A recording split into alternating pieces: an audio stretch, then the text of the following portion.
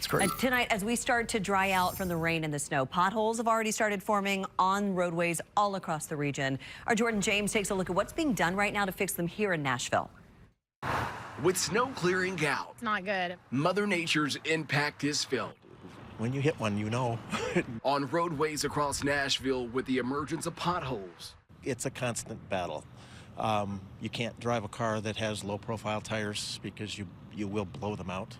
Local and state agencies are hard at work trying to fill potholes like the ones over my shoulder, which have become a common sight as temperatures start to increase. We're going to be patching a lot. Aaron Ziegler of TDOT says the potholes were to be expected. The wet weather, then freezing weather, and then a thaw. That is how potholes are made. It's led to the state agency to place crews across the region to make repairs, which are made based on assessments from their inspectors. In addition to TDOT, NDOT also has crews filling potholes, which have left drivers on alert.